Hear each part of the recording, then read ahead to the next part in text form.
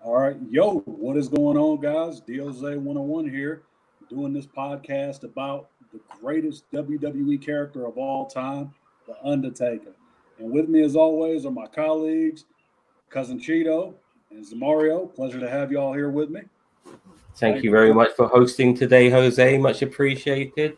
Rest in bed. Yeah, and we're here to talk about this dude that is overqualified for AARP, more specifically, the Dark Side of the Ring documentary that is so far one of, if not the greatest WWE documentary that they put together in a long fucking time. So let's get into it.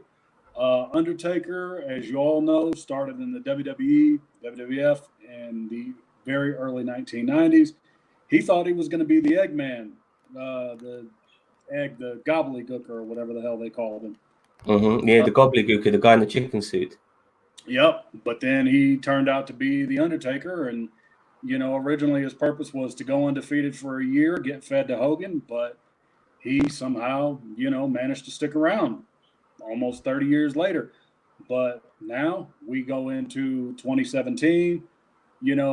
His fear is, oh, I'm an old man. I don't know if I have it in me anymore. I don't know, how my body can hold up. I don't know if I'll become a parody of myself. And my thought going into it was, to be honest, I would have liked to have seen a documentary made around the time the streak ended, because I don't know about y'all, and I'll get your thoughts on it. I think he should have retired at WrestleMania 30, in my honest opinion, when the streak ended. But I'll get your guys' thoughts. I don't.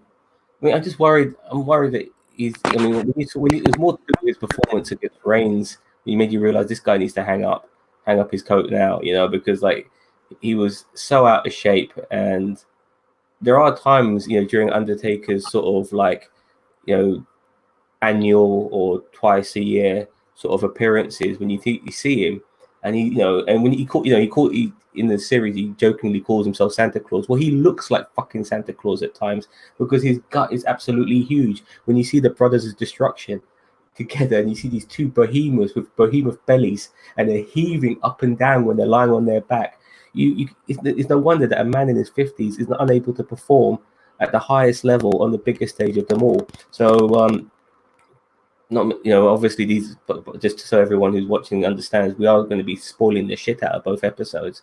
Yeah, So if you haven't seen it, that's on you guys. So that's exactly. But obviously we do find out he does have his redemption and stuff like that. We'll get to that a bit later. But initially, just seeing him so out of shape made me want him to retire for that alone. But I didn't think he could ever get back to the fitness of his earlier ages. He might be just as strong, but maybe not as fit. But obviously that wasn't the case. All right, Bobby, what you thinking? I mean, I've thought he needed to retire for a while. I think he should have taken the L to either CM Punk or Daniel Bryan or one of the up-and-coming superstars back a couple years ago, not Brock Lesnar.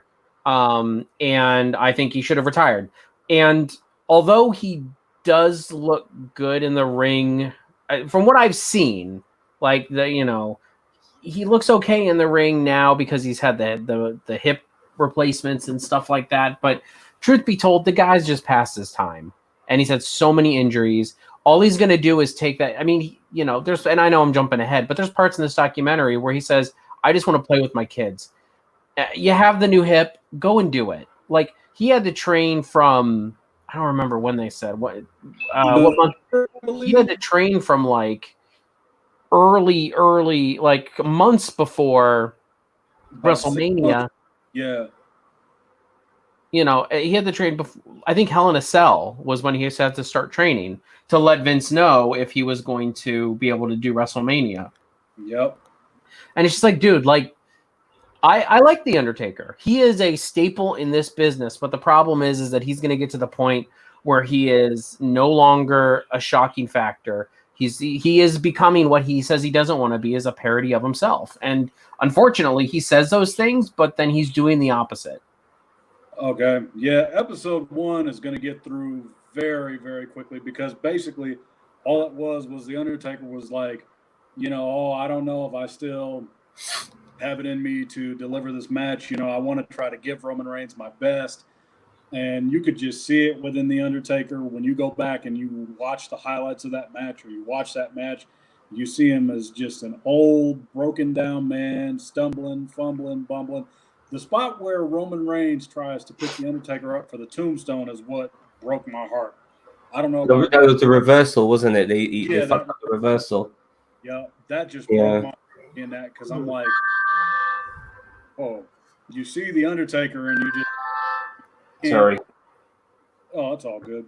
He can't support his weight. He can't try to get up. And then you could see it when Roman was going in for the spear. Taker kept turning around, and he didn't know which direction to go. And that match was just, ooh, man, it's a tough match to watch.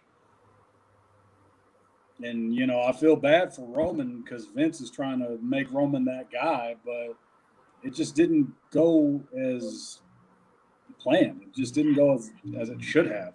Yeah. Well, botches happen to the best of guys. You know what I mean? It does happen. Yeah, I mean, he even said he said that. I mean, the last match he felt like he was on his game was the first match with Shawn Michaels at WrestleMania 25. That was that, and this was how many years later? 8. Let's see. That was what? yep, 8 years later. Yep. So it's kind of like, dude, like, I mean, learn to hang it up. Look, Taker, I think he deserves a job in the WWE. I'm not saying he shouldn't. I'm not saying he should go out to pasture, but I mean, make him a backstage, like, there's gonna have to be a new generation of backstage. I don't want to say backstage hands, but what veterans that work, to work with the younger guys so that the next generation, because let's be honest, this next generation of superstars just suck. That's why I don't even really watch it. Yeah, because here's the thing, not to get off topic, but with WWE these days, it's all just about, 50-50 booking where nobody gets over, nobody really stands out anymore. There's no interesting, compelling characters. The matches and feuds mean ultimately nothing. So WWE needs a massive overhaul, and where Taker can excel at is you keep Taker in the locker room. You keep him as that guy that keeps these guys grounded and focused, and be like, here's the deal. If you want to be a WWE superstar, know what you're giving up. Know that, relationships are going to be a thing of the past. Know that, you're going to be missing time away from your families. Just imagine the stories that Undertaker can tell to the younger generation. I understand. I mean, by the way, going back to this episode, before the match even happened, just seeing Undertaker as a human being, like real life human being, walking around bow-legged, by the way. I mean, like the way he was walking, like you wouldn't have thought he was 55, you would have thought he was fucking 85. Mm-hmm. And he's like, he really is like, like unfortunately, there was times when you just saw him just being himself away from the ring as the very parody he was worried about. And don't get me wrong, I didn't look at him as a parody, but I did look at him as a man who was over the hill in episode 1 days, definitely over the hill, and genuinely worried that he will kill himself in the fucking ring. Taker, I think, is giving himself, Taker's given too much of himself for this business. I mean, you got to ask yourself, when is it going to be enough? Like, what is left for Undertaker to prove? That's seriously what I'd like to know. Like, what is there left? What also the Triple H mentioned this as well, because Triple H now is also in a similar.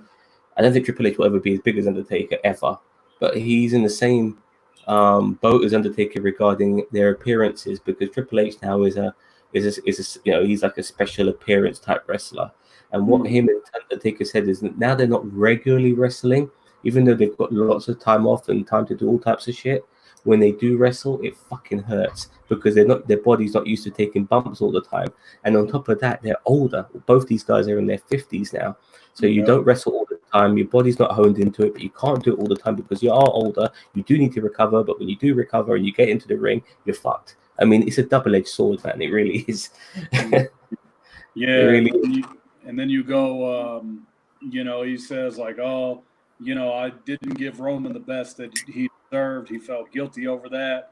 He even struggled. You could see it in his face when he went back to watch the match back. He was like, Ooh. And when I saw Taker go like that, I was like, wow, dude, yeah, if that's not realization that it's time to hang it up, I don't know what is. And then I think he either ended the episode or started the next episode by saying, yeah, I'm done. I don't want to come back. How many times have we heard guys say, yeah, I'm done. I don't want to come back? Hogan, Sting, Flair. Um, yeah. Yeah, I mean, like Sting is now 61 years old and he's still doing it, and it's just like, why? You know, yeah, I wasn't, I was deeply shocked to see Taker in these particular predicaments, and the first episode left. It was really somber. It was like there was no happy ending.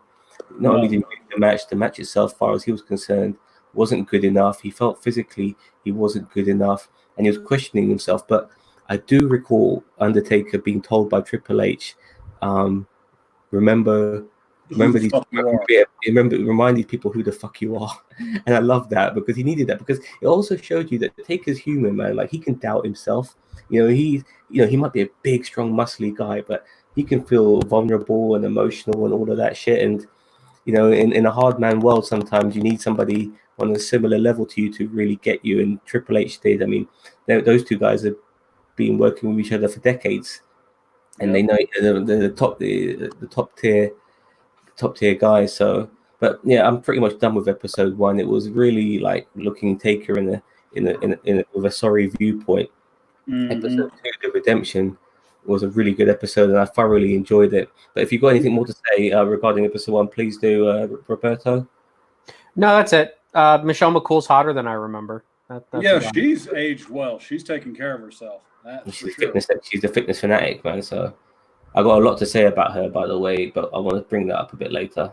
Okay, and then we go straight into episode 2, which starts off, in 2018 or actually, no, it starts off with the Undertaker going to sign his contract. Wasn't it like a 15-year contract he signed? Oh, actually, I just want to get before that. Did you see how he looked after the Roman Reigns match? By the way, did you see his back? I mean, his back was, with welts and stuff like that and everything. Huh. I mean, he was absolutely, because before all that contract signing, he had the surgery on his knee. Yep. If you recall that, and that was fucked up, man. I thought they were fixing a car. I mean, car. And even the doctor who worked on him said that working on someone like the Undertaker is quite an interesting task, because he's such a behemoth of a human being. Mm-hmm. Are you talking about the surgery that happened in episode 2? That was his hip. Yep. Yeah, it was his hip. I thought it was his knee. No, that's his hip. All right, fair enough. Nevertheless, but the point is, sorry, go on. No, go ahead. I'm just saying, the point is that when you saw that surgery and you see I've seen surgery, real life surgeries before, and I can't handle that shit. But I tried to put myself through this one, and you see him opening up his body. They get the fucking drills and shit like that. I've never seen anything like that in surgery in my life, and it's crazy. It's like what he's been through. He's like the Bionic Man. He is Steve Rogers. No, Steve Austin. Was it Steve Austin? The Bionic Man. Yeah, that's him. But obviously, you can't call himself that, can he? But nevertheless, that's what he is, man. These guys had so much fucking surgery. It's unreal. Yeah, Taker, and then let's see. Before the surgeries, he had like all his fingers broken. He couldn't straighten out his fingers. Yeah, it was like this. Yeah. His eye socket got caved in by Mabel and Yokozuna. Taker's been through some shit. He got set on fire like 10 years ago. I remember that. Yeah. I remember Jim Ross going, I've never seen Undertaker walk to the ring like this. Yeah, you walk that way if you're on fire too. Yeah, but he walked like he was a fucking man on a mission. He was walking so fast, you know what I mean? But he got spooked by that fire, and then he's in the bloody chamber and he's pouring water over himself. Anyway, sorry. But okay, and then the shocking thing of the episode, seeing Vince McMahon in street clothes, that is something I never thought I'd see in my entire life. Seeing Vince McMahon wearing street clothes, I was like, wow. And it is tough to see Vince McMahon looking his age, y'all. He is getting up there. But The Undertaker and Vince reportedly, I think, signed like a 15-year deal, which means I don't know how much longer he's got in the tank, because quite frankly, it's not much. Dude, Taker needs to be done. Yeah. Survivor Series 2020. Please, God, let that be it. Well, regarding that orange shirt, I didn't find it a big deal at all. I mean, a lot of people make, oh my God, Vince McMahon is wearing a T-shirt. I mean, the motherfucker was just working out. They even mentioned that. Yeah, so Yep. as far as I was concerned, it made sense that he was in a bloody T-shirt because he was just in the gym. But for some people, this guy being in the T-shirt is the biggest. I mean, I've seen him wearing sleeveless hoodies as a wrestler. It's not a big deal that he's wearing a T-shirt. You know what I mean? But for I some, didn't even bat yeah, an eyelash at it. Like, yeah, maybe because we're getting old. Yeah. I don't know, but yeah, seeing the Undertaker, now they're talking about like, oh, we came to a deal. I got what I wanted, which means I guess he's going to be around for pretty much the next. Jose, What? I heard that he signed a 15-year contract. So Yep. he'll be pretty much with the WWE until he's 70. Yeah, he'll be with them for life. 15-year contract. That stops him from ever like doing other shit, for other companies, even if they're like just a little thing which wouldn't even dent the WWE, but they don't give a fuck. Taker is theirs and theirs alone. Yep. They own a human being. Yep. It's like, here's the deal: no Comic-Cons, no doing this, no doing that. Because I remember a few years ago, Taker, I think, wanted to go do his own thing, but then Vince is like, motherfucker, I got you on lock. You can't do it. Yeah. But yeah, okay. So after that, Royal Rumble time. Michelle McCool, of course, is in the Women's Royal Rumble. Seth Rollins and The Miz and others are like, I guess you're in the cheering section, right? You're pretty much done. And Taker has that kind of, yeah, I'm done. I don't know if I want to come back kind of thing. Yeah. But, you see Michelle McCool, she kicks ass. She comes out doing what she's supposed to do. And, Taker gets the itch again.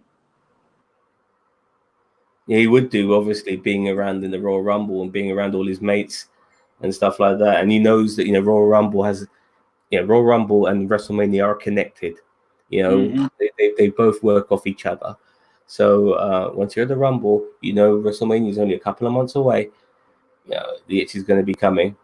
Yep. And it was really nice of WWE to give Undertaker a ring, which he and Michelle McCool put together.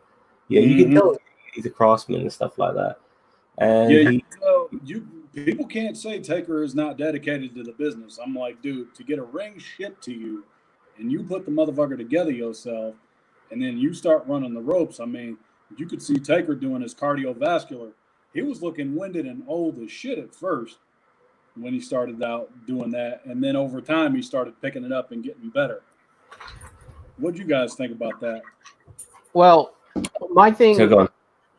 My thing about the whole, I mean, yeah, does Taker look great now? I mean, he looks great now. He's got 2 new hips. He's got, the one's a little bit older, but he just got the new one in 2017, 2018, whatever.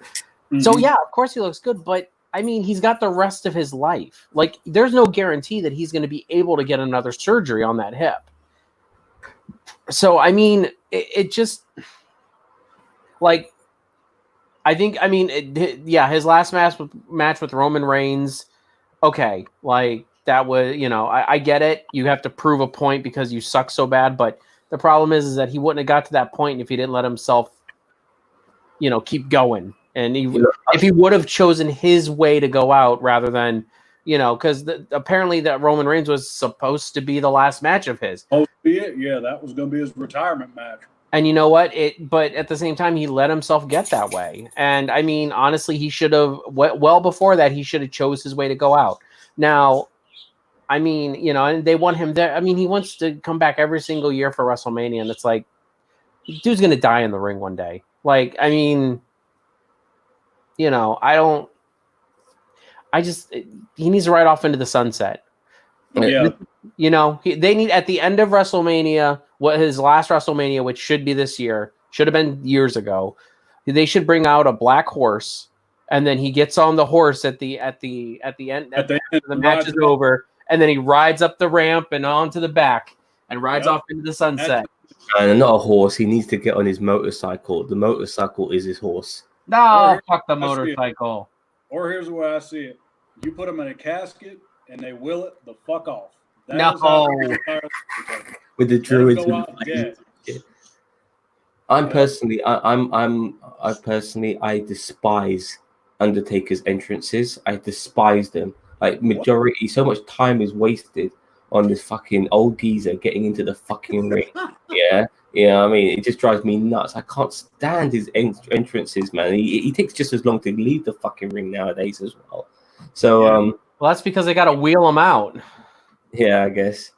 Yeah, they had to do that. You know, I just want to also add that Undertaker now with Saudi Arabia in the picture now with WWE. Undertaker is no longer a once a year wrestler now. For the last 2 or 3 years, he's shown up. He's shown up on the Saudi shows. So he's working more than once now a year. He's doing. I mean, obviously he's going to be getting paid a shitload to do Saudi Arabia. Anything for that sweet Saudi money.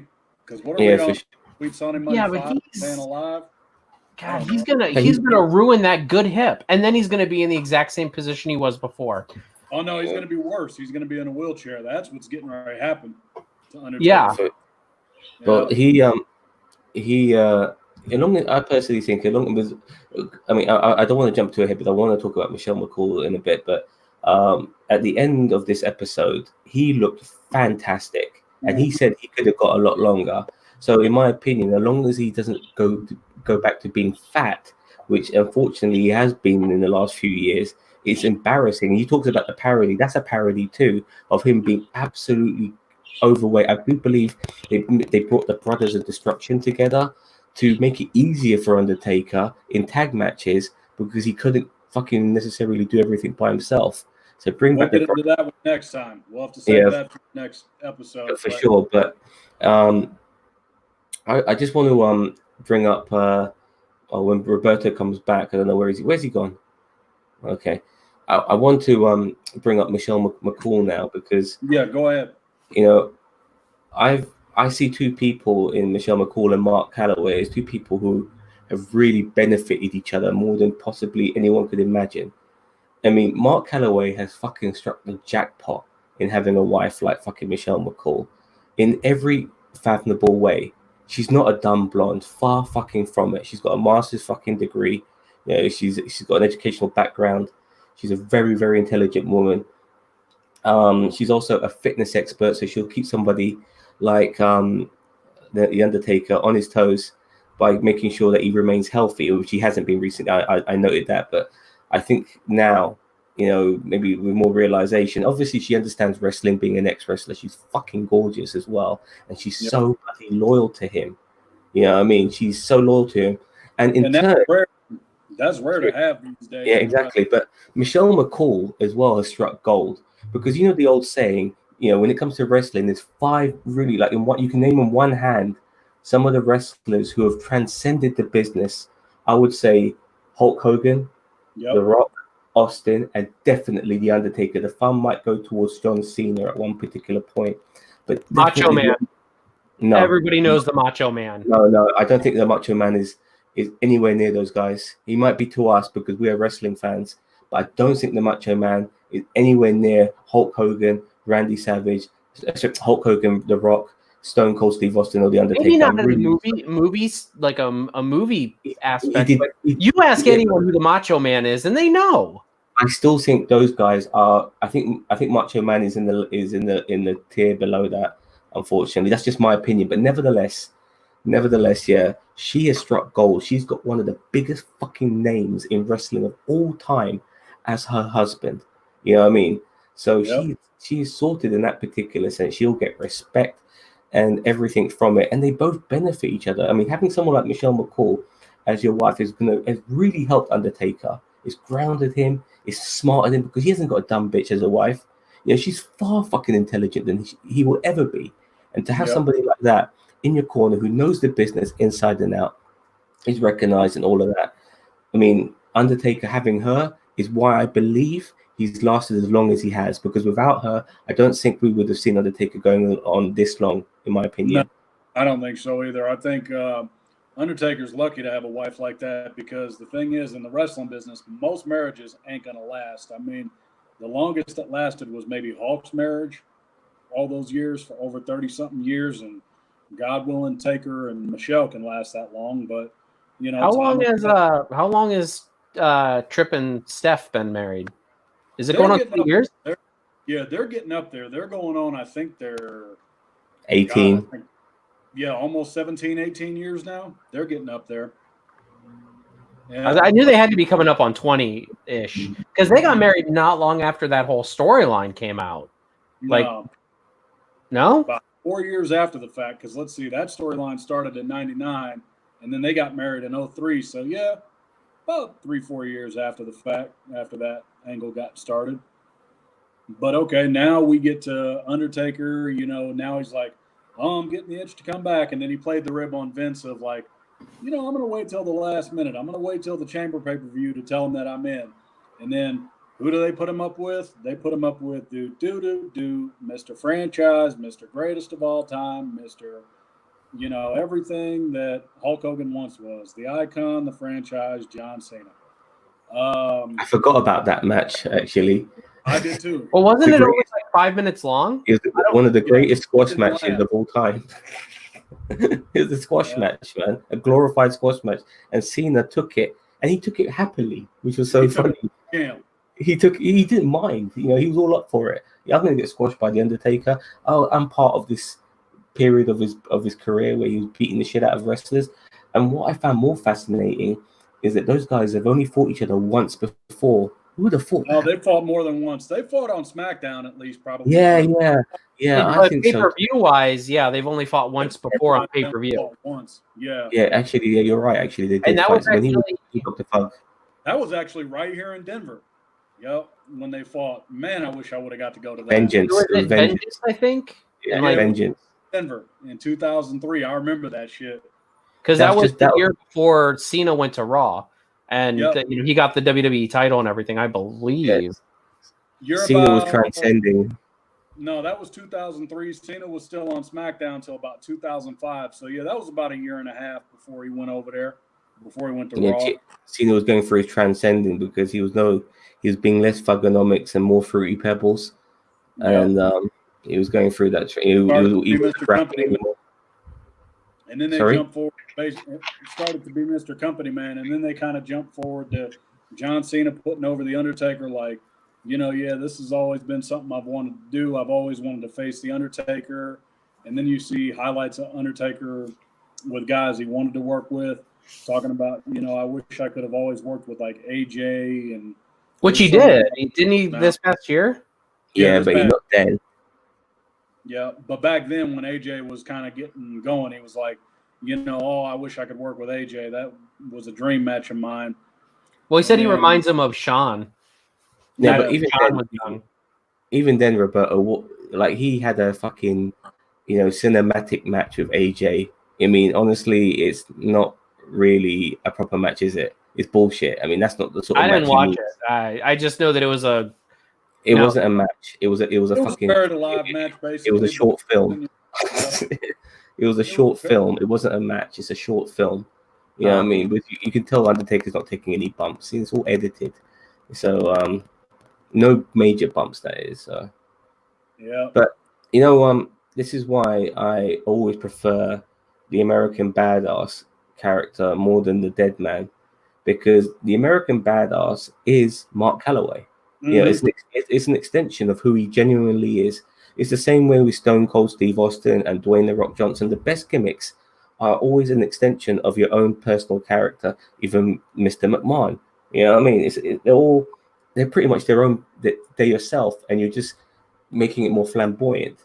And I've always liked the American Badass. Every time I see these documentaries, I'm not seeing Dead Man, I'm seeing Badass. When he talks, he's his bandanas and stuff and just chilling out, being himself on his motorcycles, when he's putting the ring together and he's got all the fucking power tools and shit like that.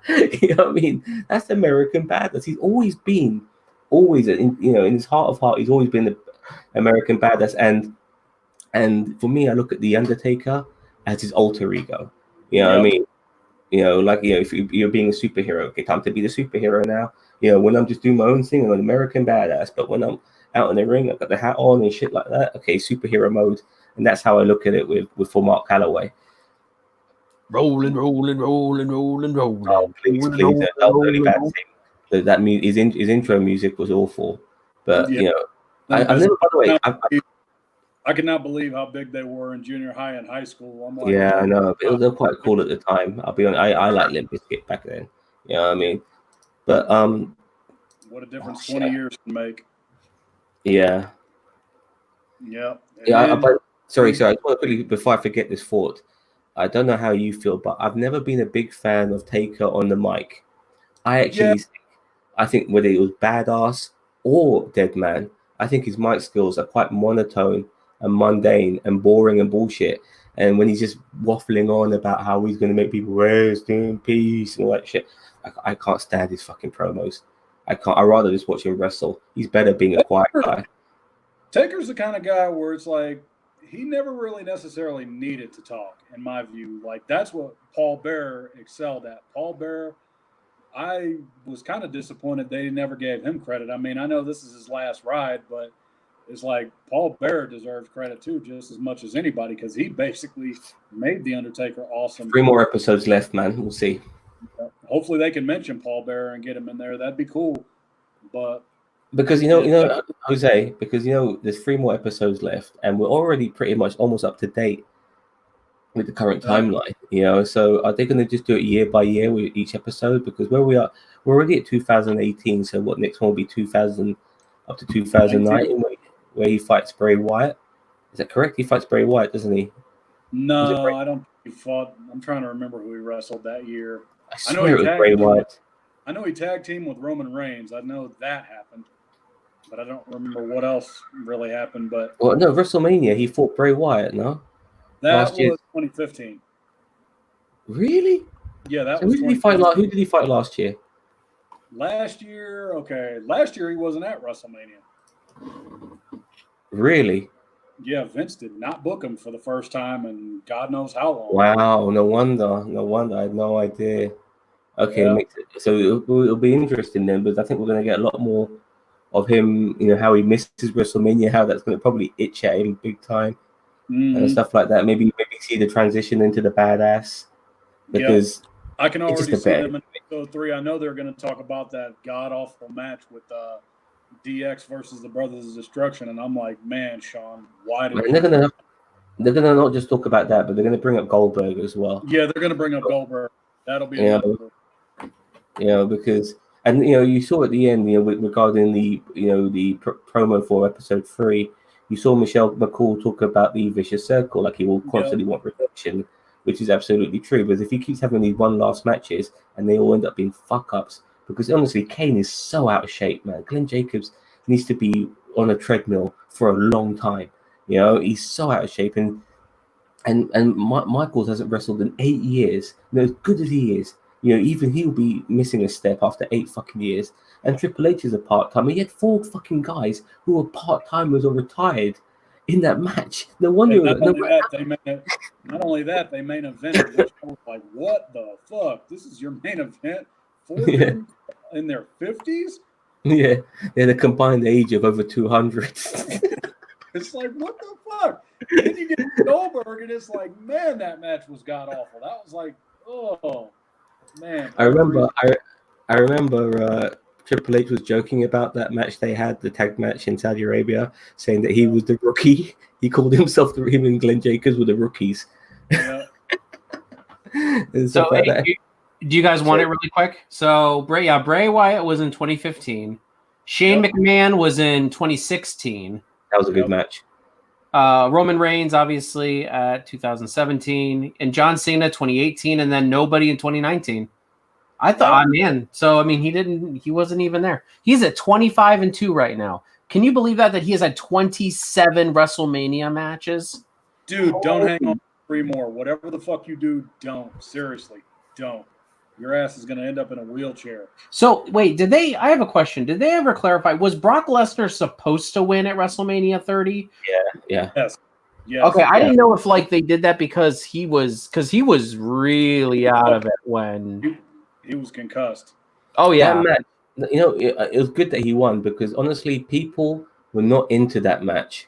Yeah. No, because they're just suspecting, with Brock Lesnar, he's as good as people rate him. He's lost to some big names, So they weren't expecting him to necessarily beat Undertaker, who no one's beating the streak. He'll just end up being another bitch. But no, he did it, and that was the only time people took any interest, when they fucking heard the 3 count for Brock Lesnar. Yep. And then that black guy with the big eyes became a meme. I remember everybody got up after that match, and then like half the people left the fucking building because they were so pissed. I was like, man, I know for me, that was the end of me watching WWE regularly. I'm like, all right, this has got to be fucking it for The Undertaker, because that was my initial thought. The minute that 3 count went down, I'm like, that was his last match. That had to be it. But no, he had to come back. And of course, it's win back. Yeah, that result was a shocker. Nobody saw it coming. Nobody wanted it, as I said. Wanted it. Yep. No, but they gave it to the wrong person. He should have lost. Personally, I think it's weird in a way. Like maybe he should have lost a long time ago to somebody else. I would have liked the first time he fought Randy Orton. The first time he fought Triple H. The first time, that would have been a good one. No, I'd have given it to Orton. Like if I were to CM Punk or CM Punk. Like if you're talking early, I would have given it to Orton. If you're talking later, I would have given it to Punk or even Bray Wyatt. I think that honestly he could have used the push. And he's a young guy.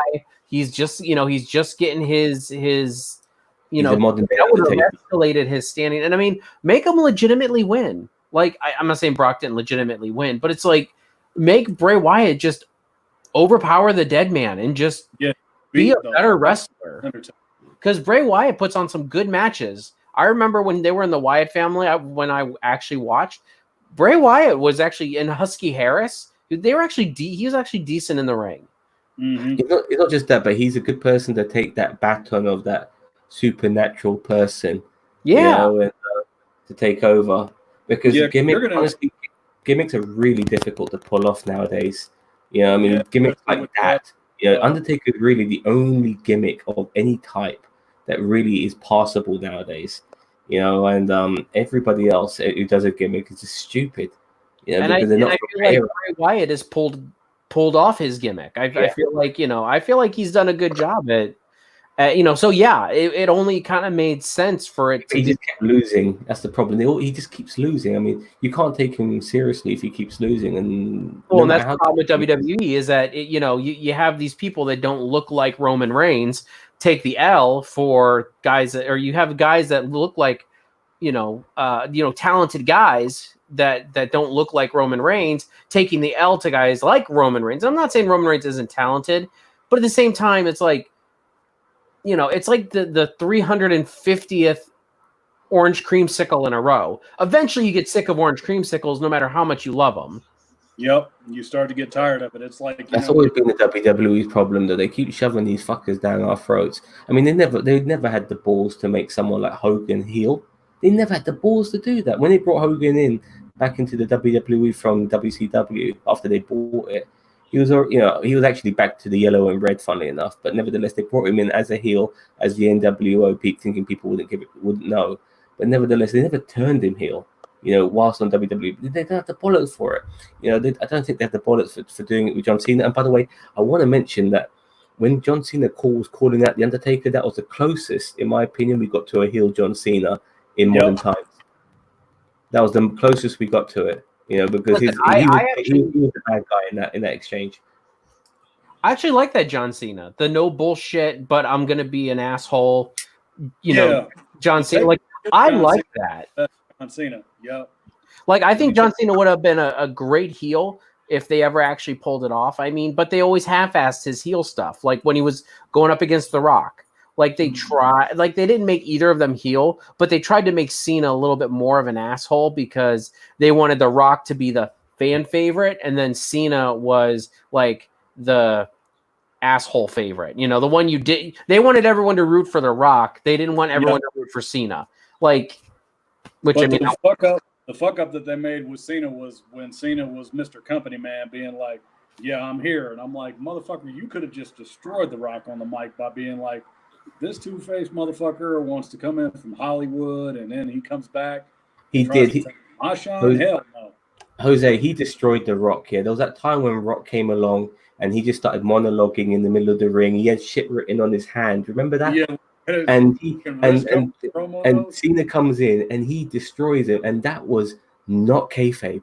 Yeah, yeah, because you saw Rock actually lost for words, and he didn't know how to respond because Cena came there because Rock was going on for so long and they needed to close the fucking show. Yeah, so Cena comes on, he's got all that shit written on his hand, and he caught the Rock got caught out, and it was great. It was Wait, great. Rock or Cena had stuff written on their hands? No, The Rock did.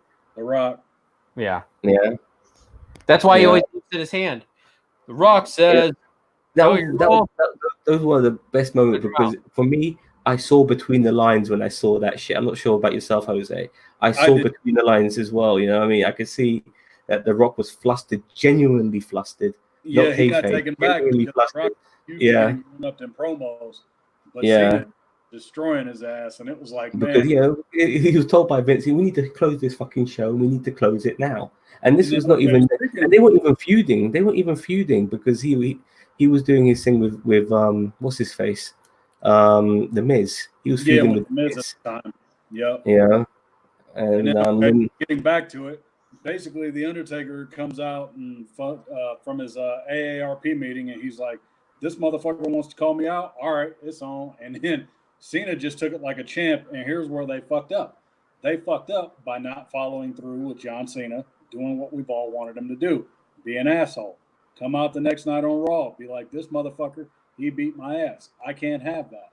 And you could add another program where Cena just obliterates the fucking Undertaker, and the Undertaker gives back. But, of course, that doesn't happen. He goes away again. Yeah. All right, so back on track, boys. Yeah. Yeah, it's pretty. But I think we brought up what we had to bring up.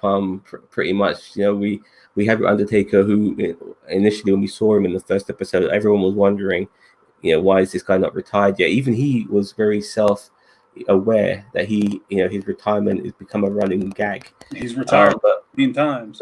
But honestly, after seeing him in 2018, he said he felt great. He was a year older than he was, when he fought Roman Reigns. Yeah, he was a lot fitter. And as long as he stays fit and he doesn't exert himself, maybe have some more squash matches and stuff like that. But even that will be kind of sad because, okay, Undertaker can't do it anymore. He has to do squash matches. So I'm not sure where it goes, but personally, I just don't know. I don't know. I don't want to say, who am I to tell him to retire? Honestly, none of us can say that. As much as we worry for him, people like Jackie Chan, I get worried that he's going to kill himself making a fucking movie. You know what I mean? Yeah. because he has almost killed himself so many times. Obviously, he's not doing it as much now because he's older. But I'm surprised he's actually lived to this age because he's almost killed himself in every fucking film he's made. I think there's only going to be probably a handful of people that'll tell the Undertaker the truth. I think Shawn, Hunter, Michelle, and Vince are probably going to be the 4 people that can get to him and say, "Dude." What about Kane? Fucking Kane too. Okay, so 5. 5 people on this list can tell Undertaker, "Dude, it's fucking time to go," and they need to have that talk with him, I think. Yeah, I don't know. I don't know because someone like Vince will wonder. He will let his wrestlers die if he can make a buck out of it, man. Even if it's the Undertaker. To kind of veer off topic, but kind of still talk about Undertaker, how would y'all see him going out? How would y'all like to see him go? Well, I don't know. Like, I don't want it to be too gimmicky, to tell you the truth. I want it to be more honest and grounded.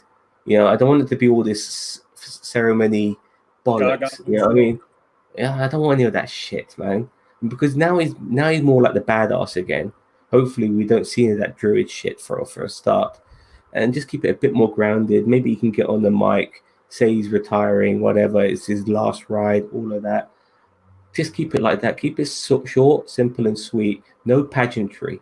You know what I mean? Speak to the fans, and that's it.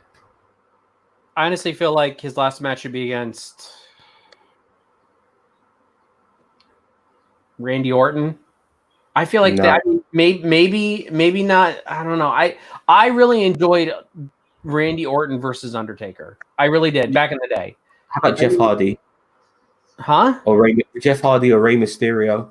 No. What's wrong with them? Right now, Rey Mysterio and Jeff Hardy. Fuck Jeff Hardy. I'm done with Jeff Hardy. Wait, hold on, listen. All right, fine. Forget Jeff Hardy, but Rey Mysterio is a good one. I don't give a damn about the size difference. I mean, them. I mean, I guess it would help be easier on his knees, but I mean, Rey Mysterio could work the match for him. You know what I mean? In the sense. No, Ray's got his own issues going on right now. He's got knee issues, and I want a good match. I want a wrestler that would be a good match, by the way. That would be Rey Mysterio doesn't have bad matches, dude. You know what I mean? Just so you know, got bad knees and everything. He's had to. I want someone who can help carry a match for him, and I know it sounds bad, but you Daniel have. Bryan. Yeah, Daniel Bryan. I'm 100% okay with Daniel Bryan. I know who I want to retire him. Bray. I think Bray should be the one to do it because you're going to need that dark fucking character. That's the way it should be. Personally, Bray needs to be built up as a credible character to be given the baton. Yeah. And Taker hasn't got long, so I'm not even sure if Bray's ever going to get that baton. Yeah, Bray would be my pick. I would have Bray fucking just lay him out, middle of the ring, 1, 2, 3. Taker gets up, gets on the mic, says, "Thank you, motherfuckers." Hopefully Survivor Series this year, however they're going to do it, given this Corona thing, wherever it takes place, whether it be in Texas or at the Performance Seriously, Center. Actually, sorry, Drew fucking McIntyre. Yeah, I'll be okay with that. That's Drew a great McIntyre. Drew McIntyre has been recommended. He got the rub from Undertaker as somebody who would like to have a match with. So, and I think Drew McIntyre would give, but I can't think of anybody who's old school. That's why I brought up Jeff Hardy and Rey Mysterio. I don't want old school. I want new. I agree. But I was just thinking at the time, somebody who's been around the block a bit, so that it gives the match gravitas, which is why I was thinking old school. But if he was over more, I'd say Dolph Ziggler. Like if he was over more. If he was over more. Yeah, I agree. He would have a great match with Taker. I think Drew McIntyre is a good guy. I agree with you. He'd be a great guy to pass the baton to. If they're going to have McIntyre retire the Undertaker, here's what they do. Because right now, McIntyre's the champion. How it goes is the Undertaker's like, I got one last thing to do. I want to win the title one last time. And how you do it is McIntyre's like, all right, motherfucker, I'll give you this one last opportunity. I want you to bring everything you got. And what you do is you have McIntyre go over, because when you are on your way out, you lose your last match. I don't give a fuck who you are. When you are on your way out, you do the job. And you know what? The month before, you have McIntyre and Taker win the tag titles. So they go in as tag champs. They've done that shit a million times. No, what you do is that you tell McIntyre that McIntyre goes, I want to be the guy who retires you. Yep. That's it. That's his trophy. You want my title? I want the trophy of this being that if you lose to me, this is 100% guaranteed to be your last ever match. Yeah, I think you have to retire. Well, last ever I think the way they should. I think you put caveat last ever singles match, so that way you can get back with Kane, do a couple of tag matches if he wants to. Yeah, they're gonna have the glorified house show bullshit. Yeah, but you can make it his last ever singles match. Yeah. I mean, I definitely Drew Matt. That's actually, I think that's better than ever, especially right now, because Daniel's actually kind of on his way out too. Or at least he says. Yeah. But no, I think you're right, Drew McIntyre. I mean, yeah, either that or have him go for the title, or basically like work the story with Undertaker saying, Drew, I want to fight you, and kind of play it like Shawn Michaels, Ric Flair, where it's like. Drew's like, no, right. Huh? It could either be like, depending on where McIntyre is at the time. If he's a babyface, it could be, I'm hesitant to fight you. I don't know if I want to put a legend down like you. And then Taker's like, you know what? You want to put me down? All right, motherfucker, it's on. Or and that's the thing is like they play it as Drew McIntyre knows he can put him down, and he that's like Shawn Michaels and Ric Flair back in. WrestleMania 24. It's like Shawn's like, I don't want to end you, Flair. Like I can't do it, and kind of play it that way where McIntyre's like, look, I know I can, but make it more of a heel thing. I disagree. No, I disagree. You can't have You can't have the bad guy being the person who beats Undertaker. It's got to be face, in my opinion. No. I think the heel. Undertaker's last match can't be lost to a heel. Make it semi heel. Like make it like he's an asshole about it, but he's still like he's just like I don't want to put you down. It'll happen. I don't want to put you down. And he's like, no, I want to fight you. I want to go for the title. I want to be in a WrestleMania match with you. You're a great talent. He's like, no, because I will end you. Yeah, and Bro kicks his face. 1, 2, 3. Yeah, that's how I see him going out. And then what's going to happen is Taker goes out on his back, gets up, and then, the crew and wrestlers, since there's probably not going to be fans. Yeah, fucking McMahon family comes out.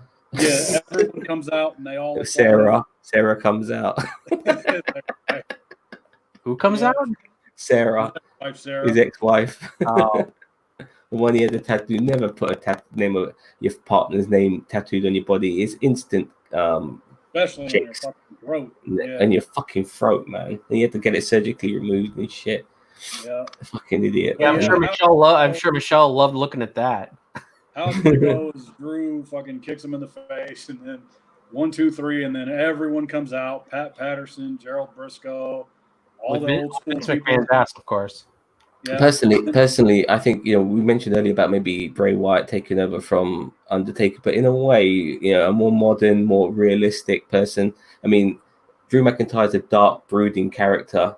He can take. I'm not saying he should be the dead man or anything like that, but be this dark, still stay what he is pretty much. Don't change that, but be the dark, brooding character of the 21st century. Take the battle. Well, I mean, look at Triple H's entrances. He has those dark, brooding entrances, and he's still it's not as dark as the Undertaker, but Triple H still has that type of dark, brooding entrance too. You know what I mean? Like it's dark, the lights are going, the smoke's going. I mean, you don't have like the druids and stuff, but he's got bands playing or Yeah. So that would be like a phenom. Yeah. I don't know. I know one thing's for sure though. You're never going to be able to replace the Undertaker. There's just no about it. You can't. And then Drew McIntyre can actually get a decent finishing move, and he can start using the tombstone. Yeah, why not? What does he use now? The bro kick? Yeah, basically a drop kick. Yeah, no, that's not I liked his double underhook DDT he used to do, where he swung his legs out in front of him. Dude, that was a wicked finisher. That was a badass finisher. I think. I like it. By the way, best person to ever take finishers. Did you see? You saw the Money in the Bank Money in the Bank match between McIntyre and Seth Rollins. That was a hell of a match. That was a great match. I felt really gutted that there was no crowd for that match because they would have popped so hard. The finish for that match was fantastic, and it was really the only good thing about that fucking pay-per-view. That and the first match of the night were pretty good. Other than that, everything, including the ladder match itself, was fucking atrocious. Hey, you guys know who should really retire Undertaker? Oh. Minion and Viscera. Viscera's dead though, so that ain't gonna. Oh, is he? Oh, yeah. Man. Yeah. Mabel. That's it. Yeah. You're right, he is gone. Yeah. But yeah, Minion. There we go. The mini taker. Yeah. Also, sorry, I know we're straying off topic here and we're talking about the things now, but I saw this thing about WrestleMania 6, where so many wrestlers from WrestleMania 6 are already dead, and 4 matches from WrestleMania 6 are ghosts. Had all the wrestlers in those matches are dead. You know what I mean? From those 4 matches. Without seeing ghosts these days, that's just how it is. It's some people I never realized were dead, like Sapphire, Dusty Rhodes' manager. I had no idea she was dead. She died in the 90s, man. Fucking hell, I had no idea she was gone. And it's really sad. Jim Neidhart, Ultimate Warrior, Macho Man, Sherry Martel, Elizabeth. Oh my God, so many people. Not to make this like a dark, morbid thing, but we want to give our thoughts to Shad Gaspard and his family. Yes. I meant to mention that at the top of the start. Yes, actually, just to talk about that very briefly. When I heard about it initially, I was It reminded me of this Argentinian footballer who had a similar situation. His name was Emiliano Sala. If you know about that, I won't bring it up any further. But regarding what happened to him, it's so sad. But I heard he was such a lovely guy, and he saved his son's life. Yep, Yeah, that was he the thing, was to saved tell his the son's coach. life Yeah, to take his son first, which any father should do. And it's just so sad, you know. And I'll be honest with you, from what I've heard, from what's been the accounts that I've heard and how it's been explained, I am not expecting a positive outcome, unfortunately. Yeah, I am just gutted over this. Like, I cannot believe it, because Shad Gaspard, he's one of the nicest dudes you could ever meet. Yeah. Too good to be in the wrestling business, I think. That's one of the rare compliments you can give out now. But, you know, sacrificing your life to save your kid, especially knowing how strong those currents are out in California, those are no joke. Yeah, for sure. Water, so that's why I'm not a fan of the ocean, dude. First start, it's dirty. Secondly, it's salty. Yeah, it ruins your eyes. You get it in your fucking mouth, and God knows what's on what your feet might touch on the seabed. You know, I'm just not a fan of the ocean at all. Never liked going into it as much. Don't mind being on boats and stuff, but going in the ocean itself, not for me. Yeah. You guys said he was trying to save his son, or he just he's swimming. They were swimming, but the current got very strong, and then I think they were away from the coast, and a helicopter came along or a boat tried to save them, and they could only get them one at a time. So he said that he'd get his son first, which they did, and then when they tried to get him, the current took him under. And if he's wearing clothes or anything, I'm not sure it's gonna fuck him up even more.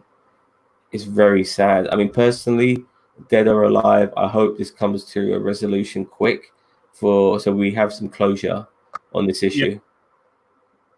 Yeah, I'd like to just know, they found him, they didn't find him, whatever the case may be. It's just, man, this is just a heartbreaker. Yeah. Shad was one of those big guy wrestlers that I always he got the shaft. I mean, it was terrible. I mean, he was very talented. And I feel like because, and I'm not trying to make it a race thing for the WWE, but it's like I always felt like because he was, you know, a big black dude, that he just didn't get the shine that he needed. Like he couldn't be like a high flyer like Kofi Kingston and JTG and all these other ones. And I just felt like they didn't know how to use him because he was talented, but he was black. And WWE sometimes doesn't know what to do with those people. And it's like, just like Shelton Benjamin, let him do his thing. Let him perform. Let his matches tell the story. So I mean, it's a disgrace that Mark Henry's never been WWE champion. It's an absolute disgrace. The guy has got that world heavyweight title. He's got, in my opinion, at a particular point in his career, he had everything you required. I mean, he was world's strongest man, all of that shit. Even when he was no longer world's strongest man, they still fucking threw that moniker at him. You know, he's excellent on the mic. He knows how to talk. You know, there was a time on SmackDown, man, when he was on fire. Him and Batista were in rivalries, and I never liked the fact they called him the Silverback. That's a fucking disgrace. You know what I mean? It's a fucking disgrace. But they're calling him a gorilla, dude. He's a black guy. Oh, okay, well. You know what I mean? That's what Silverback is, you know, Silverback gorilla. You know what I mean? I get what you're saying now. I can understand the sentiment. He's a big, powerful dude, yeah? You don't call a black guy gorilla. Yep. You never. You know what I mean? Any sentiment. You know, you don't call a black guy a fucking gorilla, man. It's like calling a white guy a cracker. You just don't do it. You just don't fucking do it. You know what I mean? Remember the time at Royal Rumble 05, not to get off topic, but we're already beyond off topic. The time that Eddie Guerrero stole Ric Flair's number from the Royal Rumble, and then Triple H goes, "Cough it up, Jumping Bean," and then Eddie just goes without hesitation, "Yeah, that's a good one, cracker." And I just lost my shit when he said that. Man, I miss Eddie to this day. Oh, you remember when fucking Vince McMahon said the N-word? Yep. I remember that shit. Yeah, but then you got Booker T saying the N-word. Hey, do you guys ever see that one? Yep. Yeah, I did. And Booker T. But unlike Mr. McMahon, Booker T had regret. You saw it. He's going like that. Yeah. And Sherry's trying to comfort him.